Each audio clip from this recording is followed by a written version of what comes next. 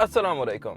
मेरा नाम है जहांज़ेब हाशमी और ये है होंडा सिविक 2016 मॉडल। ये होंडा सिविक की 10th जनरेशन है जो कि वर्ल्ड वाइड 2014 में लॉन्च कर दी गई थी और इस गाड़ी को पाकिस्तान में 2015 में इंट्रोड्यूस कराया गया था। ये गाड़ी 2015 से लेकर अब तक आ रही है पाकिस्तान में और इस गाड़ी को 2019 में फेसलिफ्ट किया गया था। ये फेसलिफ्ट से पहले वाला वर्जन है और ये होंडा सिविक का 1.5 टर्बो वेरिएंट है।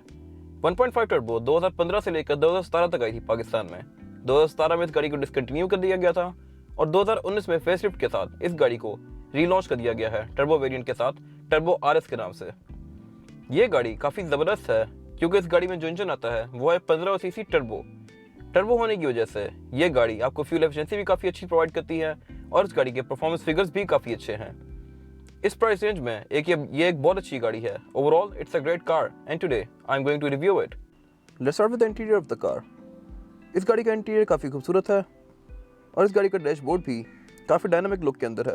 इस गाड़ी का dashboard mostly soft touch paddy की फिनिश के अंदर है और बाकी सेंटर में ग्रे कलर की लाइन दी गई है, एक पट्टी दी गई है जो कि टेक्सचर्ड है और उसके नीचे सिल्वर कलर की पाइपिंग्स दी गई हैं फैंस के ऊपर भी। उसके बाद अगर बात की जाए इस गाड़ी के स्टीयरिंग व्हील की, तो इस गाड़ी का स्टीयरिंग व्हील भी काफ़ी खूबसूरत है और ये इस गाड़ी का स्टीयरिंग व्हील 3 स्पोक्स के साथ आता है। लेफ्ट राइट स्पोक्स पर इस गाड़ी के डिफरेंट कंट्रोल्स दिए गए हैं।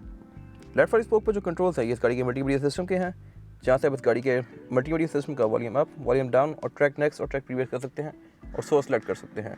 और राइट वाली स्पोक पर इस गाड़ी के क्रूज कंट्रोल के कंट्रोल्स दिए गए हैं, जहाँ से आप इस गाड़ी का क्रूज इनेबल, डिसेबल और उसके अलावा स्पीड एडजस्ट कर सकते हैं। इस गाड़ी में टोटल 2 एयरबैग्स आते हैं, एक स्टीयरिंग व्हील के अंदर माउंटेड है और एक डैशबोर्ड के अंदर। सिविक टर्बो का स्टीयरिंग एक नॉर्मल सिविक से डिफरेंट होता है इस तरह से कि इस गाड़ी के स्टीयरिंग व्हील के अंदर पैडल शिफ्टर्स भी आते हैं। आप इस गाड़ी को मैनुअली भी चला सकते हैं। यहाँ पर ये प्लस और माइनस के पैडल शिफ्टर्स दिए गए हैं इस गाड़ी के स्टीयरिंग में। ये एक ऐसा फीचर है जो कि टर्बो में नॉर्मल सिविक से डिफरेंट होता है। आप इस गाड़ी को मैनुअल चलाते हुए यहाँ से गियर्स अप या डाउन कर सकते हैं। उसके बाद अगर बात की जाए इस गाड़ी के मीटर की, तो इस गाड़ी का मीटर भी काफ़ी खूबसूरत है। इस गाड़ी के मीटर के अंदर एक मेन डायल आता है जो कि आरपीएम का है और उसके बीच में एक स्क्रीन दी गई है जो कि आपको इस गाड़ी की स्पीड शो करवाती है इन किलोमीटर पर आवर्स। और उसके अलावा यहाँ पे डिफरेंट चीज़ें शो करवाती है इसके अंदर, जैसे कि एवरेज किलोमीटर पर लीटर इस गाड़ी की, trips, trip A, trip B वगैरह, और उसके अलावा ऑयल लाइफ और उसके अलावा आउटसाइड टेम्परेचर और वेरिएबल एवरेज। बाकी ऊपर यहाँ पे एक गियर इंडिकेटर दिया गया है इसी के अंदर। आरपीएम इस गाड़ी का मर्सिडीज़ के स्पीडोमीटर की तरह का है। लेफ्ट पर जो गेज दिया गया है यहाँ पर ये टेम्परेचर गेज है इस गाड़ी का और राइट पर जो गेज दिया गया है ये फ्यूल गेज है। इस गाड़ी में टेम्परेचर और फ्यूल गेज के अंदर जो लाइंस हैं ये ग्रे कलर की दी गई हैं। ये प्री फेस लिफ्ट में पहले ऐसी आती थी और जब ये गाड़ी फेस लिफ्ट कर दी गई, इवन बल्कि 2017 में भी जब इस गाड़ी के 1.8 वर्जन आते थे तो उनके अंदर ये लाइंस रेड कलर की दे दी गई थी क्योंकि इन ग्रे लाइंस की विजिबिलिटी कोई खास नहीं थी दिन में, तो यहाँ पर ये रेड कलर की लाइंस दे दी गई थी नई सिविक के अंदर जो कि इस गाड़ी के अंदर नहीं है। उसके अलावा ऊपर यहाँ पर ये लाइंस दी गई हैं जो कि आपको आपकी ड्राइविंग पैटर्न के लिहाज से आपकी गाड़ी की फ्यूल एफिशिएंसी को इंडिकेट करती है।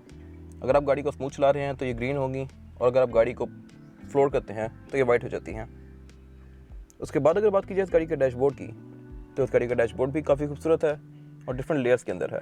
और उसके अलावा इस गाड़ी में टोटल 6 एयर वेंट्स आते हैं, 4 डैशबोर्ड में और 2 एयर पैसेंजर्स के लिए, जो कि काफ़ी अच्छी चीज़ है और गारंटी के अंदर नहीं आती। एयर वेंट्स के बीच में यहाँ पर ये इस गाड़ी के हेडलाइट का बटन दिया गया है और उससे नीचे इस गाड़ी का मल्टीमीडिया सिस्टम दिया गया है। इस गाड़ी का मल्टीमीडिया सिस्टम काफ़ी अच्छा है, इसमें बहुत सारी चीज़ें हैं, लेकिन इसमें एक स्टक होने वाला इशू आता है। ये हैंग होता है और ये काफ़ी अनोइंग लगता है आपको यूज़ करने में। फ़िलहाल तो ये सही है लेकिन कुछ टाइम बाद ये स्लो हो जाता है। अगर मल्टीमीडिया सिस्टम की बात की जाए तो इस गाड़ी ये मल्टीमीडिया स्क्रीन्स भी 2 आती हैं। एक ये मेन स्क्रीन जो कि डैशबोर्ड के अंदर दी गई है और एक स्क्रीन बैक पर यहाँ पर सेंटर कंसोल के नीचे आती है। सेंटर कंसोल को बैक से उठाकर आप इस गाड़ी की सेकंड मल्टीमीडिया स्क्रीन को एक्सेस कर सकते हैं रेयर पैसेंजर्स के लिए, और ये स्क्रीन भी इसी के आउटपुट के ऊपर चलती है। यहाँ पर अगर आप कोई एंड्रॉयड पैनल वगैरह लगाते हैं तो वो भी लगाकर आप इसका आउटपुट दे सकते हैं, तो ये बैक स्क्रीन भी आपको एंड्रॉयड स्क्रीन का डिस्प्ले देगी।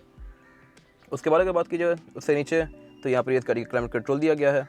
इस गाड़ी में क्लाइमेट कंट्रोल ऑटोमेटिक आता है और ये सिंगल जोन है। इंटरनेशनल वर्जन में ये डुअल जोन आता है, यानी कि बहुत पैसेंजर और ड्राइवर की मर्जी के लिहाज से क्लाइमेट कंट्रोल को चेंज कर सकते हैं, लेकिन पाकिस्तान में ये सिंगल ही जोन आता है और ये ऑटोमेटिक है, यानी कि अगर आप इसके और क्लाइमेट कंट्रोल को ऑन कर टेम्परेचर को एडजस्ट कर देंगे तो ये गाड़ी उसके लिहाज से इस गाड़ी का टेम्परेचर खुद ब खुद एडजस्ट करेगी। और ये नीचे डिफरेंट मोड सेलेक्ट दिए गए हैं कि हवा कहाँ से बाहर आएगी, और ये एसी ऑन ऑफ का बटन। क्लाइमेट कंट्रोल से नीचे यहाँ पर एक स्टोरेज कंपार्टमेंट दिया गया है। ये स्टोरेज कंपार्टमेंट आपके फ़ोन या वॉलेट के लिए काफ़ी सफिशिएंट है, और ये यहाँ पर ओपन है नीचे से। इसके नीचे यहाँ पर पावर आउटलेट दिया गया है, जहाँ पर आप अपना कोई पावर आउटलेट यानी चार्जर वगैरह लगाकर इस पावर आउटलेट में इसको यहाँ से ऊपर की तरफ कनेक्ट कर सकते हैं। और बाकी पावर आउटलेट के साथ यहाँ पर नीचे एक और स्टोरेज कंपार्टमेंट दिया गया है, जहाँ पर आप अपनी कोई चीज़ें वगैरह रख सकते हैं, जैसे कि कीज़ वगैरह। और साथ यहाँ पर ये एक बुक होल्डर है। इस पावर आउटलेट से आप अपने कोई चार्जर वगैरह कनेक्ट कर यहाँ ऊपर वाले स्टोरेज कंपार्टमेंट के अंदर लेके आ सकते हैं। उससे पीछे यहाँ पर इस गाड़ी का गियर पैनल आता है।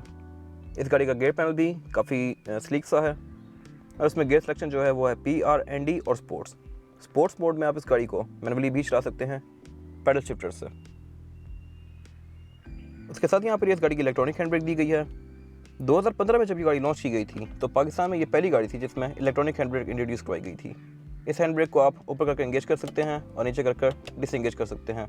और उससे आगे यहाँ पर एक ब्रेक होल्ड का फीचर दिया गया है, जो कि अगेन एक काफ़ी यूजफुल फीचर है अगर आप किसी हिली एरिया में फिर रहे हैं। तो हिली एरिया में आप ब्रेक होल्ड को एंगेज कर देंगे तो आपकी गाड़ी ऑटोमेटिकली हैंड ब्रेक लगा के रखेगी जब तक आप इस गाड़ी का दोबारा एक्सीलेटर नहीं देते। और यहाँ पर ये एक इकॉन का बटन दिया गया है। उससे आगे यहाँ पर ये 2 ब्लैंक स्विचेस दिए गए हैं। अब ये इस गाड़ी का टॉप ऑफ लाइन वेरिएंट है, इसमें कोई फीचर मिसिंग नहीं है, लेकिन स्टिल यहाँ पर ये इस गाड़ी में 2 ब्लैंक स्विचेस दिए गए हैं। यानी कि इस गाड़ी के जो इंटरनेशनल वर्जन आते हैं उसमें यहाँ पर भी फीचर्स आते हैं, लेकिन पाकिस्तान में वो फीचर्स ऑफर नहीं होते, जिसकी वजह से यहाँ पर ये 2 जगह ब्लैंक छोड़नी पड़ी होंडा को। उससे पीछे यहाँ पर इस गाड़ी का सेंटर कंसोल है। इस गाड़ी में फ्रंट पर सिंगल ही कप होल्डर आता है। ये इस गाड़ी का सिंगल कप होल्डर है जो कि रिमूव किया जा सकता है। और ये इस गाड़ी का सेंटर कंसोल है जो कि लेदर की फिनिश के अंदर है। अगेन इसके अंदर बैक पर यहाँ पर स्क्रीन आती है, जिसको उठाकर आप एक रेयर पैसेंजर्स के लिए भी इसकी स्क्रीन को एक्सेस कर सकते हैं। सीट्स इस गाड़ी में लेदर की फिनिश के अंदर आती हैं। इस गाड़ी की सीट्स और इस गाड़ी के डोर पैनल्स ये लेदर की फिनिश के अंदर आते हैं। इस गाड़ी की बेसिकली सीट्स जो होती हैं वो थोड़ी सी से पतली होती हैं। इस गाड़ी की सीट्स के अंदर एक्स्ट्रा फॉर्मिंग करवाई गई है होंडा से ही, जो कि अगेन एक एड ऑन फीचर है। आप पे करवा कर इसके अंदर ये एक्स्ट्रा कुशनिंग करवा सकते हैं अगर आप अपनी सीट्स को ज़्यादा कंफर्टेबल बनाना है तो। डोर पैनल्स भी इसके काफ़ी खूबसूरत हैं और ये लेदर की फिनिश में है। ये सारा एरिया सॉफ्ट टच पैडिंग की फिनिश के अंदर है, और नीचे यहाँ पर भी ये सारा लेदर दिया गया है। ये सिल्वर कलर की गार्निशेस दी गई हैं चारों डोर्स में, जो कि इसको काफ़ी खूबसूरत लग देती हैं। बाकी अगर बात की जाए विंडोज़ के कंट्रोल्स की, तो इस गाड़ी में विंडोज़ के कंट्रोल ड्राइवर के साइड पर दिए गए हैं।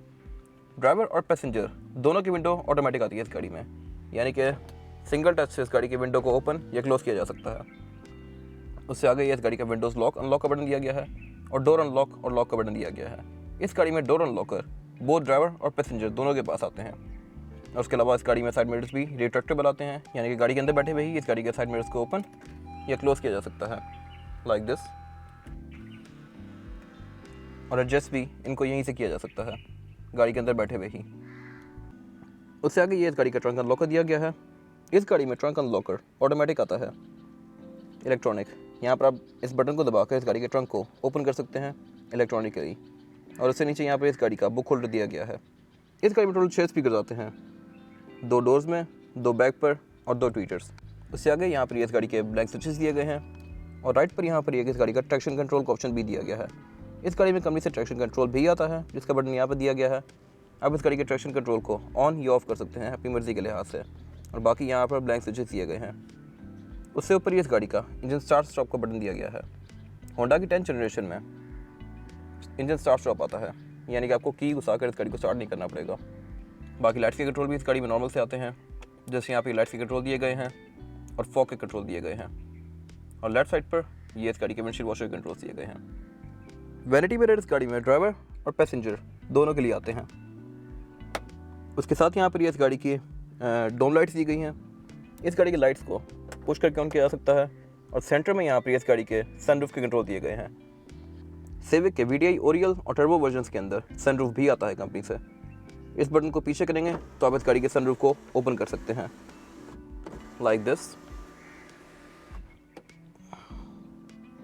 और इसको क्लोज करने के लिए अगेन यही प्रोसेस रिवर्स करेंगे तो इस गाड़ी की सनरूफ क्लोज हो जाएगी। और सनरूफ बंद करने के बाद ये ऊपर एक शटर भी दिया गया है, आप इसको बंद भी कर सकते हैं ताकि धूप ना आए गाड़ी के अंदर। सनरूफ का ग्लास वैसे भी थोड़ा टिंटेड होता है, जिससे धूप पहले भी कम आती है, और अगर आपने इसको बिल्कुल बंद करना है तो आप बंद भी कर सकते हैं। और सनरूफ में एक टिल्ट का फीचर भी दिया गया है, यानी कि आप इस गाड़ी की सनरूफ को अप पोजीशन में भी रख सकते हैं, लाइक दिस। इस गाड़ी की सीट्स 2 वे एडजस्टेबल हैं। इस गाड़ी की सीट को आप आगे या पीछे भी कर सकते हैं और ऊपर या नीचे भी कर सकते हैं। इसमें यहाँ पे हाइड्रोलिक का फीचर दिया गया है, जिससे आप इस गाड़ी की सीट की हाइट को अपनी मर्जी के लिहाज से एडजस्ट कर सकते हैं। इसके बाद अगर बात की जाए इस गाड़ी के रेयर पैसेंजर्स की, तो इस गाड़ी में रेयर पैसेंजर्स के लिए रूम काफ़ी स्पेशियस है। मेरे पास यहाँ पे लेग रूम काफ़ी स्पेशियस है। मैंने ड्राइवर की सीट को काफ़ी ज़्यादा पीछे किया हुआ है, स्टिल मेरे पास अभी भी इतना लेग रूम बाकी है। अगर हेड रूम की बात की जाए तो इस गाड़ी में हेड रूम थोड़ा सा कॉम्प्रोमाइज़ है। ये गाड़ी बैक से थोड़ी स्पोर्ट बैक शेप के अंदर आती है, यानी कि इसकी छत थोड़ी डिक्लाइनिंग शेप के अंदर है बैक से, जिसकी वजह से इस गाड़ी का हेड रूम थोड़ा कम है। मेरे से कोई लंबा बंदा यहाँ बैठेगा तो उसके लिए हेड रूम का थोड़ा प्रॉब्लम होगा, लेकिन मेरे लिए ये हेड रूम ठीक है। बैक पे यहाँ पे 3 बंदे बैठ सकते हैं आराम से। तीसरा बंदा कोई ज़्यादा कंफर्टेबल नहीं होगा, क्योंकि इस गाड़ी में फ्लोर बेड फ्लैट नहीं आता। इस गाड़ी के फ्लोर बेड के अंदर हम्प आता है, जो कि थर्ड पैसेंजर को थोड़ा तंग करेगा।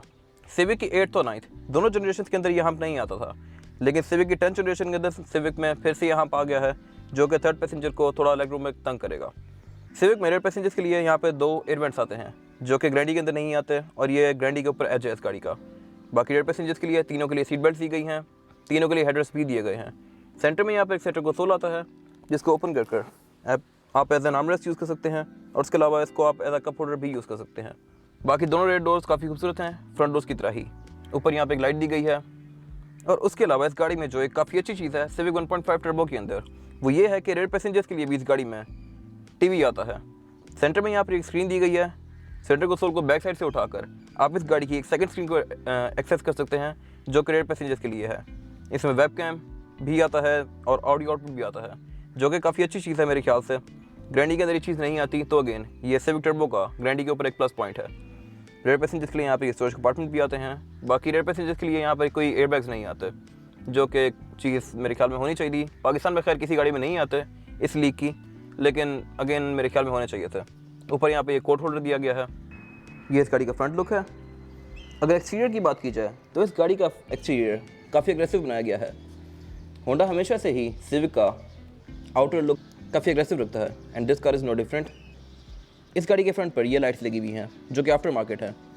2015 में जब ये गाड़ी लॉन्च की गई थी तो इस गाड़ी में ये लाइट्स आती थी, और ये फेसलिफ्ट वाली लाइट्स हैं।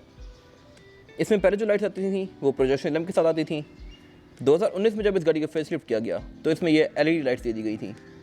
ये इस गाड़ी में आफ्टर मार्केट लगवाई गई हैं। और होंडा सिविक टर्बो के अंदर front grille gloss black finish के अंदर आती है। अगर आपने टर्बो को डिस्टिंग्विश करना है नॉर्मल सिविक से, तो आप उसके फ्रंट पर ग्रिल देख लें।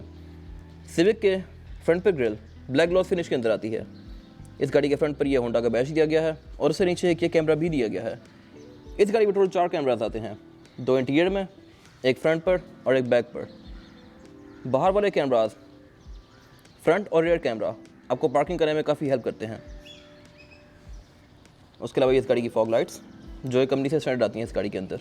और उसके अलावा साइड पर यहाँ पे ये इसमें लाइट्स भी दी गई हैं, जो कि हर वक्त ऑन रहती हैं। ये इंडिकेटर नहीं है, बेसिकली जैसे एक रनिंग लाइट्स हैं, जो कि अमेरिकन कार्स में आती थी पहले, और अब इसमें भी देना शुरू कर दी हैं। उससे नीचे यहाँ पर इस गाड़ी के फॉग लैंप्स दिए गए हैं, और बाकी ये फ्रंट पर इसके इनटेक की ग्रिल्स। टेल लाइट्स भी इस गाड़ी की काफ़ी खूबसूरत हैं, और ये काफ़ी एग्रेसिव डिज़ाइनिंग के अंदर है। इनमें ये 2 पाइपिंग्स दी गई हैं LED की, और उसके अलावा इस गाड़ी की इंडिकेटर और रिवर्स लाइट भी टेल लाइट्स के अंदर माउंटेड है। नीचे यहाँ पर रिफ्लेक्टर लाइट्स दी गई हैं, जिनमें इस गाड़ी में ये लाइट इंस्टॉल्ड है। और उसके अलावा इस गाड़ी की ओवरऑल बैक लुक भी ठीक है, काफ़ी खूबसूरत है। इस गाड़ी की रूफ बैक से स्लोपिंग शेप के अंदर है, यानी कि ये बैक से थोड़ी नीचे की तरफ आती है। और इस गाड़ी की साइड लुक भी काफ़ी खूबसूरत है। साइड्स पर इसके काफ़ी एग्रेसिव डिज़ाइनिंग की गई है। नीचे इसकी करेक्ट लाइन्स दी गई हैं काफ़ी स्ट्रॉन्ग। फेंडर्स में भी ये कर्व्स आपको काफ़ी विजिबल होते हैं इस कार में।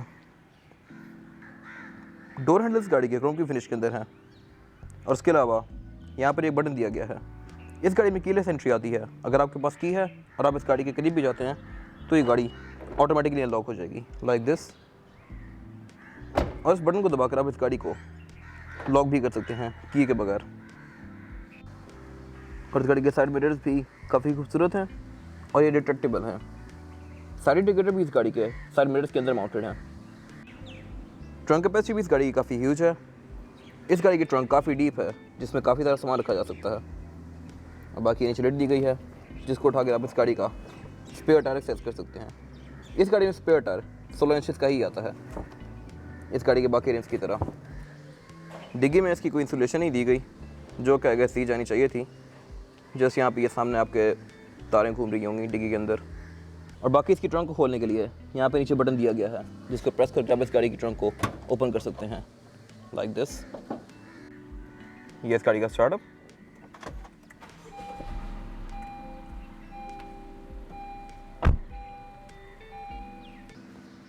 इस गाड़ी में 15 सीसी इंजन आता है।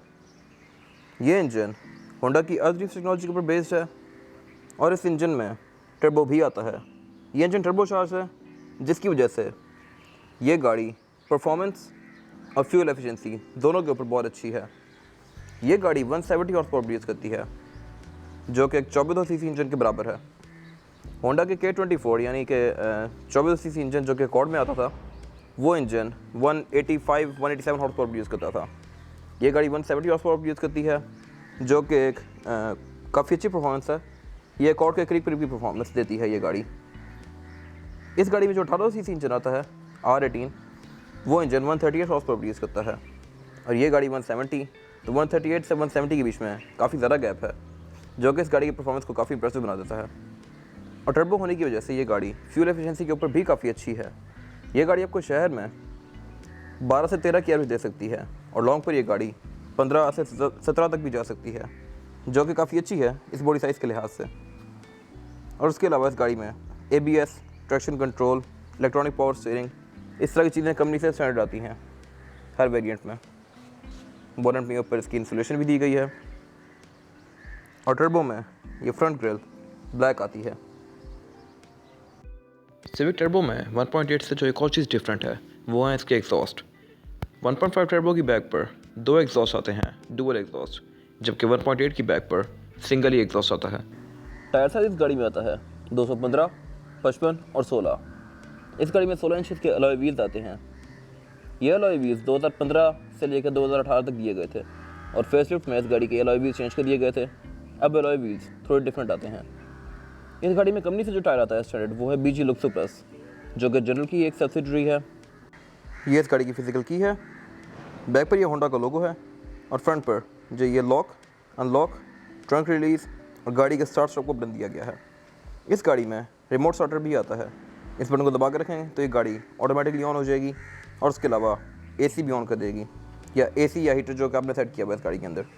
और उसके अलावा ये इस गाड़ी का ट्रंक रिलीज़ को दबा कर रखेंगे तो इस गाड़ी की ट्रंक ऑटोमेटिकली ओपन होगी लाइक दिस। ये था आज का रिव्यू।